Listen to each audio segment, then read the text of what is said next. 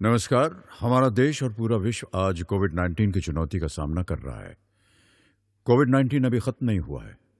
ऐसे में हमारा फर्ज है कि हम सतर्क रहें। इसलिए जब तक दवाई नहीं तब तक कोई ढिलाई नहीं। कोरोना से बचाव के लिए जरूरी है नियमित रूप से हाथ धोना, मास्क पहनना और आपस में उचित दूरी बनाए रखना। याद रखिए, 2 गज दूरी मास्क है जरूरी। खांसी, बुखार या सांस लेने में कठिनाई होने पर हेल्पलाइन नंबर 1075 पर संपर्क करें। Hello everyone, myself Dr. Rita Jan from Government Higher Secondary School, Madhavganj क्रमांक 2। आज हम NCERT 11th अध्याय 3 आंकड़ों के संगठन के अंतर्गत बारंबारता वितरण का अध्ययन करेंगे। अब बारंबारता वितरण का अध्ययन करने से पहले हम देखेंगे कि बारंबारता क्या होती है। चलिए हम आपके घर चलते हैं। हम मान लेते हैं कि आपके घर में 5 सदस्य हैं। 2 सदस्य जो हैं वो 8 वर्ष की उम्र के हैं, 2 सदस्य 11 वर्ष की उम्र के हैं और 1 सदस्य 25 वर्ष की उम्र का है। चलिए अब हम इनकी ग्रुपिंग करते हैं। यदि हम 0 से 10 का वर्ग बनाएं कि 0 से 10 आयु वर्ग के बीच में कितने लोग हैं, तो 0 से 10 की आयु के 2 लोग आपके घर में हैं। यदि 10 से 20 का वर्ग बनाएं तो 10 से 20 की आयु के कितने लोग हैं, 2 लोग हैं। और 20 से 30 आयु वर्ग के कितने लोग हैं, तो ये कितने हैं, 1 ही। तो ये हुआ आपका वर्ग और इसमें जो मद है वो कितनी बार आई है, 2 बार आई है। तो यही इसकी क्या होगी, बारंबारता आवृत्ति या फ्रीक्वेंसी हम कहेंगे। यानी बारंबारता किसे कहते हैं, यानी बारंबारता का अर्थ होता है कि समग्र में कोई मद कितनी बार आती है। जैसा कि हमने अभी पीछे उदाहरण में देखा था कि 0 से 10 आयु वर्ग में की बारंबारता कितनी थी, 2 थी, क्योंकि उस घर में 0 से 10 आयु वर्ग के 2 लोग थे, एक 8 वर्ष का और दूसरा भी 8 वर्ष का। तो समग्र में कोई मद कितनी बार आती है उसे उसकी बारंबारता या फ्रीक्वेंसी कहते हैं। अब हम देखेंगे कि फ्रीक्वेंसी डिस्ट्रीब्यूशन कैसा होता है। तो फ्रीक्वेंसी डिस्ट्रीब्यूशन यानी बारंबारता वितरण किसे कहते हैं। बारंबारता तो हमने देख लिया, लेकिन यदि हम बारंबारता को एक सूची में प्रदर्शित करें या किसी तालिका में या रेखा चित्र के माध्यम से प्रदर्शित करें तो उसे हम क्या कहेंगे, बारंबारता वितरण। लिखेंगे कैसे, प्रत्येक इकाई या प्रत्येक वर्ग, ये आपका एक वर्ग हुआ। प्रत्येक वर्ग में आने वाली मदों की गणना करके, ये वर्ग है और इसमें आने वाली मद कितनी है, 2 है। मदों की गणना करके उनकी आवृत्तियों को उनके सामने प्रकट करना क्या कहलाता है, आवृत्ति वितरण। यानी बारंबारता वितरण या आवृत्ति वितरण क्या है कि जो वर्ग है उसकी कितनी आवृत्ति है उसको उसके सामने प्रकट करना, एक सूची, तालिका या रेखा चित्र के माध्यम से प्रकट करना क्या कहलाएगा, बारंबारता वितरण कहलाएगा। अब वर्ग बारंबारता क्या होती है, वर्ग बारंबारता का अर्थ होता है कि ये तो हुआ आपका वर्ग और इसकी बारंबारता कितनी है, 2 है। तो इसे हम क्या कहेंगे, वर्ग बारंबारता। यानी वर्ग में कोई मान कितनी बार आया है उसे हम क्या कहेंगे, वर्ग बारंबारता पद। अब निम्न सीमा और उच्च सीमा क्या होती हैं। देखिए ये तो है आपका वर्ग, ठीक। अब इसमें या 0 से लेके 10 वर्ष की आयु वर्ग के लोग आ सकते हैं। अब इसमें हम पूछें आपसे कि 0 से 10 वर्ष के बीच में सबसे कम आयु वर्ग के मतलब कौन सी आयु है जिसके लोग आ सकते हैं, तो सबसे कम आयु क्या है, 0। और सबसे ज़्यादा आयु मतलब इस वर्ग की उच्चतम सीमा क्या है, 10। यानी कोई भी जो वर्ग होता है उसकी जो न्यूनतम सीमा होती है ये L1 कहलाती है, इसे हम न्यूनतम सीमा कहते हैं। और इसकी जो ये दूसरी वाला वर्ग की दूसरी संख्या L2 कहलाती है, इसे हम क्या कहते हैं, उच्चतम सीमा। यानी किसी वर्ग का जो न्यूनतम मान होता है उसे न्यूनतम सीमा और उच्चतम मान को उच्चतम सीमा कहा जाता है। अब हम देखते हैं कि मध्य बिंदु क्या होता है। देखिए आपको यदि ये कहा जाए कि 1 से लेकर 10 तक की जो संख्याएं हैं उनमें बीच की संख्या क्या है, तो आप आसानी से बता देंगे कि बीच की संख्या क्या है, 5 है 1 से 10 के बीच में। लेकिन यदि संख्याएं ज़्यादा होंगी तो हमें मध्य बिंदु यानी बीच की संख्या क्या होगी, इस फॉर्मूले से निकालनी होगी। अब मध्य बिंदु का फॉर्मूला होता है उच्चतम सीमा प्लस निम्नतम सीमा अपॉन 2।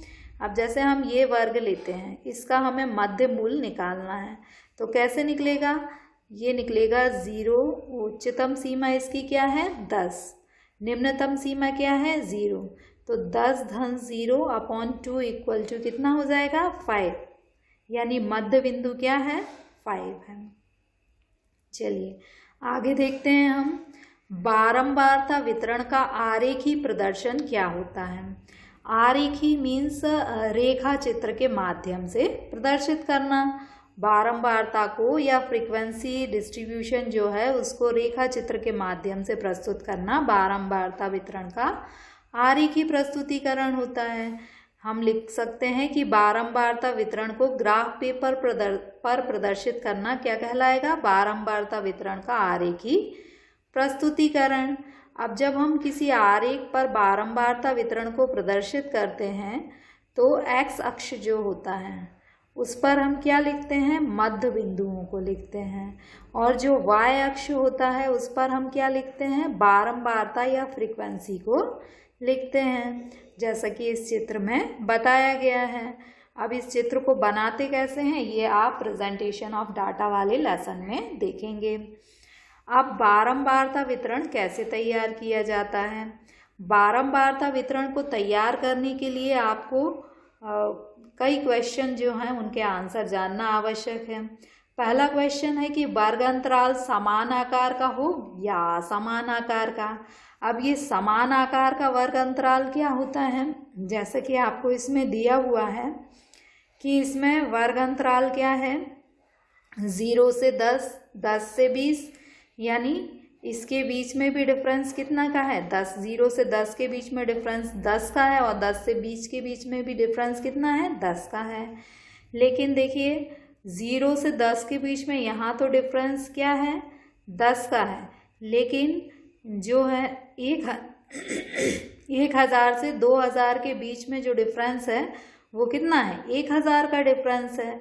यानी यदि इनके बीच का डिफरेंस बराबर हो तो हम क्या कहेंगे कि वर्ग अंतराल समान है, और इनके बीच का जो डिफरेंस है वो असमान हो तो हम क्या कहेंगे कि वर्ग अंतराल कैसा है, असमान है। अब समान वर्ग अंतराल कब बनाए जाते हैं, जब सामान्य परिस्थितियां हों, यानी फ्रीक्वेंसी डिस्ट्रीब्यूशन जो है वो समान हो। और असमान वर्ग अंतराल कब बनाए जाते हैं, जबकि जो फ्रीक्वेंसी डिस्ट्रीब्यूशन है वो बहुत अधिक विस्तृत हो। कैसा बहुत अधिक विस्तृत हो, इसे हम एग्जाम्पल से देखते हैं। जैसे मान लीजिए कि आप आय को देखते हैं हम कि आय जो है किसी देश में, यदि हम आय को देखते हैं कि कुछ लोगों की आय तो क्या है 200 रुपये है, कुछ की 100 रुपये है, कुछ लोग 0 रुपये ही आय है, मतलब वो कुछ नहीं कमा रहे, कुछ की 1000 है, किसी की 2000 है। तो देखिए यहाँ पर डिफरेंस बहुत ज़्यादा है कि किसी की आय तो 0 है और किसी की आय जो है 2000 है। तो ये कैसा वितरण है, असमान वितरण। तो ये फ्रीक्वेंसी का वितरण असमान है, इसलिए वर्ग अंतराल भी इसमें कैसे बनेंगे, असमान। अब यहाँ हम देखते हैं कि यहाँ लोगों की आय कितनी है 100, 100, 200, 200, 300, 300, 300। यहाँ डिफरेंस लगभग बराबर है, यानी फ्रीक्वेंसी डिस्ट्रीब्यूशन कैसा है, समान है। इसमें जो वर्ग अंतराल बनेंगे वो कैसे बनेंगे, समान बनेंगे। तो अब ये जो फ्रीक्वेंसी डिस्ट्रीब्यूशन होता है जिसके आधार पर हम वर्ग अंतराल बनाते हैं, तो यदि हमें असमान वर्ग अंतराल का, ये जो है वो असमान वर्ग अंतराल है। जब हम असमान वर्ग अंतराल बनाते हैं तो हम ऐसा क्यों करते हैं, ऐसा हम इसलिए करते हैं क्योंकि परास अधिक होती है। अब ये परास क्या होता है, देखिए न्यूनतम मूल्य कितना है 0 और अधिकतम मूल्य कितना है 2000, ठीक। तो हम जब 2000 में से 0 को माइनस करेंगे तो हमें कितना मिलेगा 2000। तो यही क्या होगी परास, कि परास कितनी है, 2000 है, अधिक है। जब परास अधिक होती है तो हम क्या मानते हैं कि अब हम वर्ग अंतराल क्या करेंगे, असमान बनाएंगे। वर्ग अंतराल हम असमान क्यों बनाएंगे बड़ी परास होने पर, क्योंकि यदि आप छोटे छोटे से वर्ग अंतराल बना लेंगे, मान लीजिए किसी की आय 0 रुपये और किसी की 2000 है, और आप 0 से 10, 10 से 20 ऐसे बनाते जाएंगे तो 2000 तक तो बहुत ज़्यादा वर्ग बन जाएंगे। तो इसलिए हम छोटे वर्ग नहीं बनाएंगे। और यदि हम बहुत बड़े वर्ग बनाते हैं तो उससे क्या होगा, बहुत से लोगों की तो आय की हमें जानकारी ही प्राप्त नहीं हो पाएगी। तो वर्ग अंतराल समान भी बनाए जा सकते हैं, सामान्य परिस्थितियों में समान ही बनाए जाते हैं, लेकिन असामान्य परिस्थिति में जब परास अधिक होती है तो फिर हम क्या करते हैं, वर्ग अंतराल असमान बनाते हैं। अब वर्गों की संख्या कितनी होना चाहिए, तो सामान्यतः वर्गों की संख्या 6 से लेकर 15 तक हो सकती है, लेकिन वर्गों की संख्या निकालने का फॉर्मूला है, क्या है, परास अपॉन वर्ग अंतराल। परास का मतलब होता है कि अधिकतम जो मान है उसमें से हम न्यूनतम मान को घटा दें और उसमें हम वर्ग अंतराल का भाग दे दें तो हमें क्या प्राप्त हो जाएगी, वर्गों की संख्या प्राप्त हो जाएगी। जैसे कि हम एक क्वेश्चन लेते हैं, इसमें ये आपको पदमूल्य दिए हुए हैं। अब इन पदमूल्यों में आप देखिए कि न्यूनतम मान कितना है, 0 है, और अधिकतम मान कितना है, 29 है। तो हम अधिकतम मान 29 में से 0 को माइनस करेंगे। अब हम ये चाहते हैं कि हम वर्ग अंतराल कितने का लेना चाहते हैं, 10-10 का। तो 10 को इससे हम क्या करेंगे, डिवाइड कर देंगे। तो 29 में से जब हम 0 को माइनस करेंगे तो हमें 29 ही मिलेगा, और 29 में को जब हम 10 से डिवाइड करेंगे तो हमारा आंसर आ जाएगा 2.9। 2.9 को हम क्या करेंगे, राउंड फिगर में करेंगे तो ये कितना हो जाएगा, 3। यानी हमारे वर्गों की संख्या कितनी होना चाहिए, 3। यदि हम 10-10 का वर्ग अंतराल लेते हैं तो वर्गों की संख्या कितनी बनेगी, 3 बनेगी। जैसे कि ये आपके क्वेश्चन दिया हुआ है, 0 से हमने वर्ग अंतराल बनाए 0 से 10, 10 से 20 और 20 से 30। अब 0 से 10 के बीच में कितनी संख्या आएगी, एक तो 0 आएगी और दूसरा 9 आएगा। तो ये बारंबारता कितनी हो गई, 2 हो गई। 10 से 20 के बीच में कितनी संख्या आएगी, एक तो 11 आएगी और दूसरा 18 आएगी। तो बारंबारता कितनी हो जाएगी, 2 हो जाएगी। 20 से 30 के बीच में एक ही संख्या आ रही है तो बारंबारता कितनी हो गई, 1 हो गई। तो इस प्रकार से हम वर्गों की संख्या निकाल के फ्रीक्वेंसी डिस्ट्रीब्यूशन बना सकते हैं। फिर है प्रत्येक वर्ग का आकार क्या होना चाहिए। आकार का मतलब है कि जैसे 0 से 10 है एक आकार, और मान लो कि हम एक आकार बना सकते हैं 1000 से 2000। तो 1000 से 2000 यानी आकार बड़ा है और 0 से 10 यानी आकार छोटा है। तो आकार हमें छोटा बनाना चाहिए या बड़ा बनाना चाहिए, तो वर्गों का आकार हम जो है फॉर्मूले से निकाल सकते हैं और आसानी से बना सकते हैं। वर्गों का आकार निकालने का फॉर्मूला है परास बटे वर्गों की संख्या। परास क्या है कि आपका जो अधिकतम मूल्य है उसमें से आप न्यूनतम मूल्य को माइनस कर देंगे और आप इसको डिवाइड करेंगे वर्गों की संख्या से। तो आपका 29 माइनस 0 इक्वल टू 29 अपॉन 3, इसको 3 से डिवाइड करेंगे तो आपका कितना आएगा, 9.6। 9.6 को हम राउंड फिगर में कर लेंगे तो कितना हो जाएगा, 10। यानी हमारे जो वर्गों का आकार है उन कितना होना चाहिए, 10 होना चाहिए। 10 वर्गों का आकार कैसा होना चाहिए, 10 होना चाहिए। चलिए आगे देखते हैं हम कि हमें वर्ग सीमाएं कैसे निर्धारित करना चाहिए। वर्ग सीमाएं का अर्थ होता है कि जो भी हमारे वर्ग हैं वो समावेशी वर्ग होना चाहिए या अपवर्जी वर्ग होना चाहिए। अब ये समावेशी वर्ग अंतराल क्या होता है और अपवर्जी वर्ग अंतराल क्या होता है वो हम देखते हैं। देखिए आपको पता है कि ये जो वर्ग है इसमें 0 तो है L1 और 9 है L2। अगर हम 0 से 9 का मतलब ये होता है, समावेशी वर्ग का मतलब होता है कि इसमें L1 और L2 दोनों शामिल होंगे। L1 और L2 दोनों शामिल होंगे का अर्थ है कि 0 से 9 अंक प्राप्त करने वाले जो बच्चे होंगे वो आपके क्या होंगे, इसी वर्ग में आएंगे। देखिए ये आपका क्वेश्चन दिया है। इस क्वेश्चन में आप देखिए कि 0 से 9 अंक प्राप्त करने वाले बच्चे कितने हैं, एक ही है, 0 अंक एक ही बच्चे के आए हैं, तो हमने क्या लिख दिया, एक। अब 10 से 19 अंक प्राप्त करने वाले बच्चे कितने हैं, तो एक बच्चा ये है 10 और एक कितना है, एक के हैं 11, यानी और एक के कितने हैं 18, यानी ये 3 बच्चे हैं जो किस ग्रुप में आ रहे हैं, 10 से 19 वर्ग के बीच में, तो हमने क्या लिख लिया, 3। अब 20 से 29 वर्ग के बीच में कितने बच्चे आ रहे हैं, तो ये 29 एक ही आ रहा है। यानी समावेशी में क्या होता है कि जो भी वर्ग होता है उसकी न्यूनतम और उच्चतम सीमा जो होती है उसके मानों को उसी वर्ग में समावेशित किया जाता है। अब अपवर्ती वर्ग अंतराल क्या होता है, जैसे 0 से 10 है, तो 0 से 10 का अर्थ है कि आपके जो 10 है वो अपवर्जी है, यानी ये अगले वाले वर्ग में शामिल होगा। अपवर्जी में आ से अगला आप याद रख लेना कि अपवर्जी में क्या होता है, जो अधिकतम सीमा होती है, किसी भी वर्ग की जो अधिकतम सीमा होती है वो अगले वर्ग में आती है। इसका अर्थ है कि 10 अंक प्राप्त करने वाला बच्चा इस वर्ग में नहीं आएगा, वो किस में आएगा, अगले वर्ग में आएगा। चलिए हम देखते हैं इसे बनाएंगे कैसे अपवर्जी। जैसे कि आपका है 0 से 10, तो 0 अंक प्राप्त करने वाला एक बच्चा और 10 अंक प्राप्त करने वाला एक बच्चा, लेकिन ये 10 हम इस वर्ग में शामिल नहीं करेंगे। क्यों नहीं करेंगे, क्योंकि हमें पता है अपवर्जी में आ है और आ का अर्थ है कि अगले वर्ग में, मतलब जो अधिकतम सीमा है वो अगले वर्ग में शामिल होगी, यानी ये जो 10 है वो किस में शामिल होगा, ये अगले ग्रुप में। यानी 0 अंक एक ही बच्चे के हैं, तो 0 से 10 अंक प्राप्त करने वाले बच्चे कितने हैं, ओनली 1।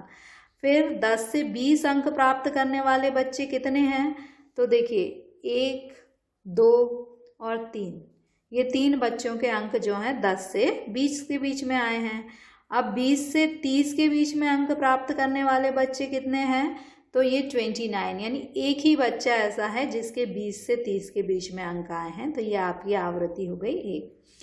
तो आपको इन शॉर्ट ये याद रखना है कि समावेशी श्रेणी में क्या होता है कि जो वर्ग होता है उसकी उच्चतम सीमा और न्यूनतम सीमा दोनों उसी वर्ग में शामिल होती हैं, जबकि अपवर्जी अंतराल में क्या होता है कि वर्ग की जो उच्चतम सीमा होती है वो अगले वर्ग में शामिल होती है।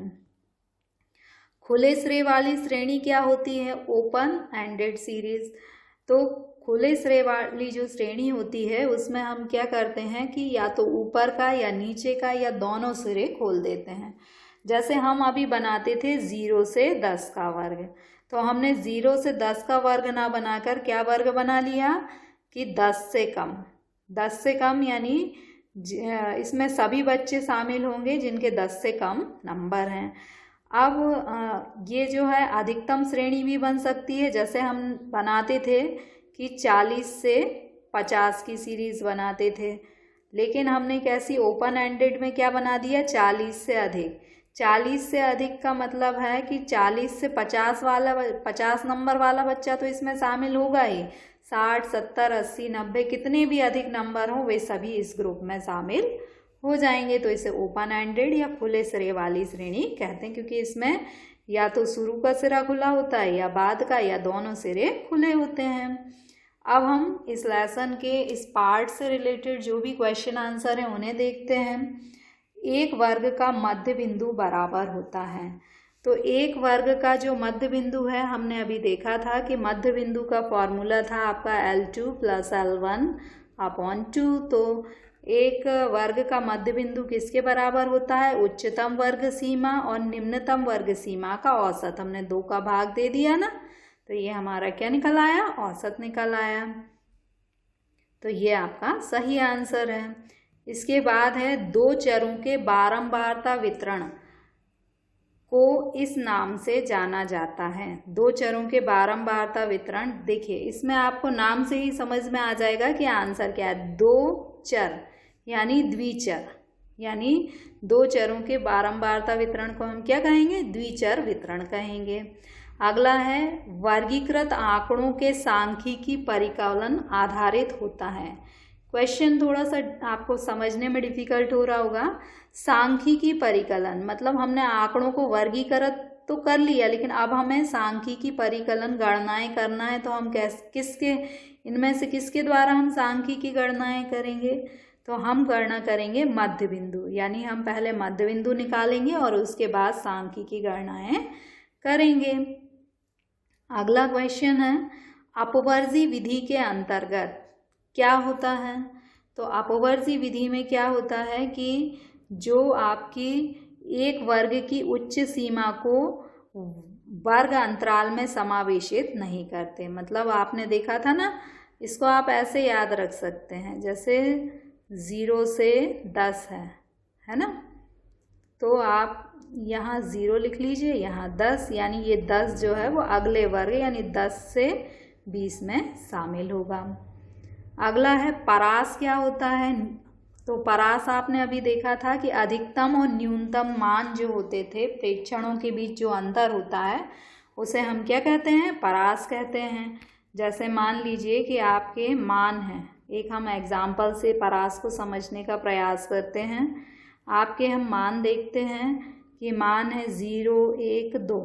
तो अधिकतम मान क्या है? 2 और न्यूनतम मान क्या है? 0। तो परास क्या होगा? 2 माइनस 0। तो अधिकतम और न्यूनतम मान के बीच का अंतर क्या हो जाएगा? परास हो जाएगा। अब हम कुछ क्वेश्चन आंसर को देखते हैं।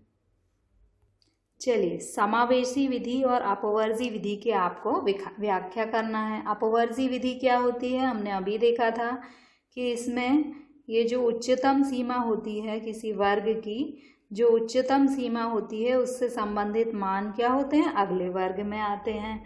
और इसमें क्या होता है कि एक वर्ग की उच्चतम सीमा और दूसरे वर्ग की निम्नतम सीमा क्या होती है? एक ही होती है। और जितनी भी सांख्यिकी गणनाएं की जाती हैं वे हमेशा अपवर्जी श्रेणी में ही की जाती है। यदि श्रेणी समावेशी है तो हम उसे क्या करते हैं? अपवर्जी में बदल लेते हैं। और इसका प्रयोग करना प्रत्येक परिस्थिति में कैसा होता है? अच्छा होता है, उत्तम होता है। समावेशी श्रेणी क्या होती है? हमने अभी देखा था कि इसमें जो वर्ग होते हैं उसमें जो संख्याएं होती हैं वो उसी वर्ग में शामिल होती हैं, अगले वर्ग में शामिल नहीं होती। और इनकी एक वर्ग की उच्चतम सीमा और दूसरे वर्ग की न्यूनतम सीमा के बीच में जो अंतर होता है वो 1 का होता है। इन दोनों के बीच में अंतर 1 का है। और यदि हम कोई सांख्यिकी गणना करना चाहते हैं तो हमें क्या करना पड़ेगा? समावेशी श्रेणी है तो उसे अपवर्जी श्रेणी में बदलना होगा। और ये तभी उपयुक्त होती है समावेशी श्रेणी जबकि पदमूल्य जो है वो पूर्ण संख्या में हों। अगला आपका है कि ये आपको एक तालिका दी गई है और इस तालिका में 50 लोगों के भोजन का मासिक व्यय दिया गया है और आपको प्रसार निकालना है। परिवार के जो व्यय हैं उसका प्रसार निकालना है। तो आपको पता है कि रेंज, प्रसार को हम रेंज भी कह सकते हैं। तो प्रसार का जो फॉर्मूला है वो है उच्चतम मान में से हम न्यूनतम मान को घटा दें। तो ये है आपका उच्चतम मान और ये है आपका न्यूनतम मान। हम घटा देंगे तो हमें प्रसार या रेंज जो है वो प्राप्त हो जाएगी। अब यही इसी क्वेश्चन का जो सेकंड पार्ट है उसमें आपको बारंबारता वितरण तैयार करना है। जैसे आपको 1000 से 1500 जो हैं उसके बीच में आने वाले जो पदमूल्य है उनकी संख्या लिखना है। तो आप क्या करेंगे? संख्या को गिनेंगे, टैली चिन्ह बनाएंगे, यानी 4 तक तो आप सीधी खींचेंगे। जैसे ही आपका 5वां आएगा तो आप आड़ी लाइन को खींच देंगे और इनको गिनकर आप बारंबारता निकाल लेंगे। जैसे ये 5, 10, 15 और 20, ये बारंबारता कितनी हो गई? 20 हो गई। इसी प्रकार आपको इसमें परिवार के लोगों की संख्या जो है उसके आधार पर सवाल दिए गए हैं, तो इनको आप नोट कर सकते हैं। टाइम लिमिटेशन है तो आप इनको नोट करिए। और ये आपको क्वेश्चन नंबर 6 है, इसमें आपको बारंबारता सारणी तैयार करना है। तो सारणी तैयार करने के लिए आपने ग्रुप 0 से लेकर 7 तक जो है ग्रुप बनाए हैं। कि उपकरणों की संख्या आपको दी हुई है कि 0 उपकरण जो है वो यूज़ करने वाले विद्यार्थी कितने हैं, परिवार कितना है, 1 है। एक उपकरण उपयोग कर, जैसे 0 केवल एक ही बार आया है तो हमने 1 लिख दिया। एक उपकरण का उपयोग करने वाले जो परिवार हैं वो कितने हैं, 7 हैं। तो हम 1 को गिनेंगे, 1 2 3 4 5 6 और 1 7, तो हमने लिख दिया 7। तो इस प्रकार से आप लिख सकते हैं। Okay, thank you. किशोर अवस्था संबंधित समस्याओं के परामर्श हेतु समर्पित उमंग किशोर हेल्पलाइन के टोल फ्री नंबर 144225 पर संपर्क करें।